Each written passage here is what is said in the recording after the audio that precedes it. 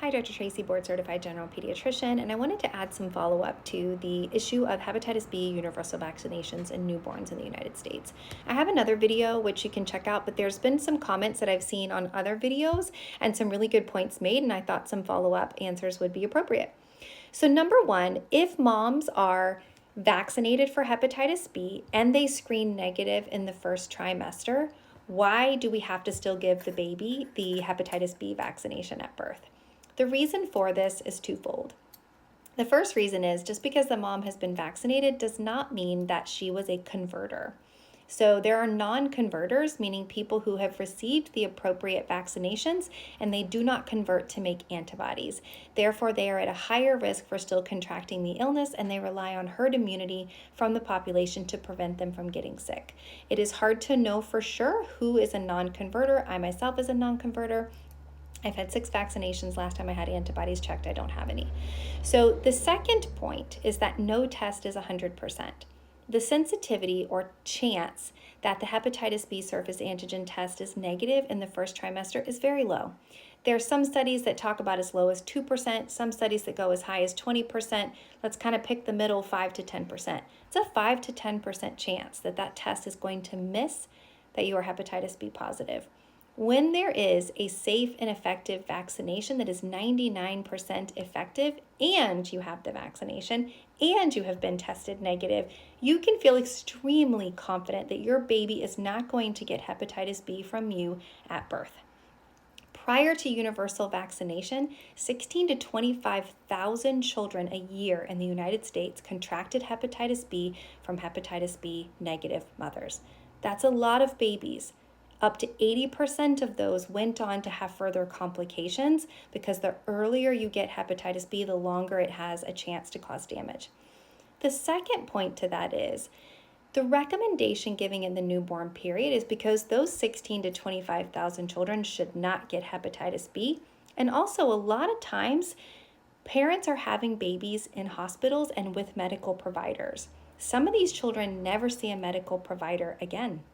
And so they never have another opportunity to get a hepatitis B vaccination. So in public health, we make the decision, if we have you in front of us, we want to get you covered for what we know you're at risk for, because we don't know when we're going to see you again.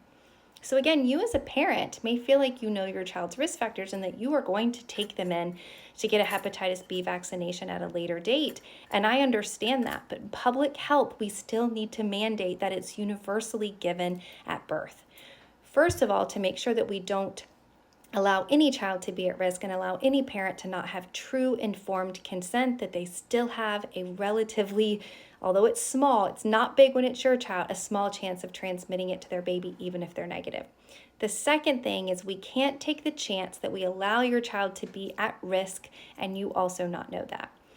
Prior to universal vaccination, there were thousands of cases of children who contracted hepatitis B after birth before the age of 5. A lot of studies never even show how. They don't know, because hepatitis B is not just a sexually transmitted infection. It is a blood-borne infection, meaning any blood products, your baby can contract it. It takes a minuscule amount of blood, and it can live on surfaces for up to 7 days.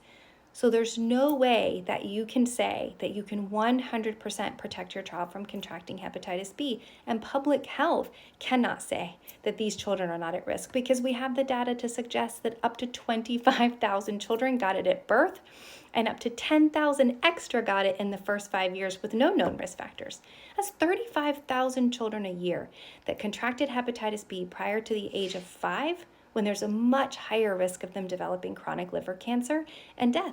So that is not a risk that we should be taking. Those numbers are important, and they are there for a reason. The hepatitis B vaccination is safe, it is highly effective, and with used in combination with screening, vaccinations of the mother, and preventative well visits, we have almost completely eradicated hepatitis B in babies until recently.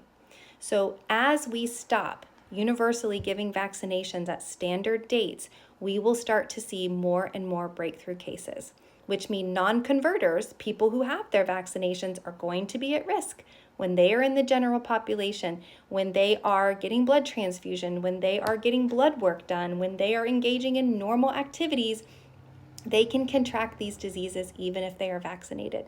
So the mentality that, well, if you want a vaccination, you get it for your kid. I don't want one. I'm not going to get it for my kid. While I understand that, that's a very individualistic approach, and that doesn't work in public health, because if we don't all do this together, it leaves too many vulnerable people at risk. That is ethically wrong, as well as costs us so much more money in our healthcare system, and why we all pay so much for our premiums, and healthcare is really hard to get in the United States. So I hope this helps a little bit. I'm happy to do some follow-ups as well. We'll find out tomorrow what the recommendation will be from the federal government.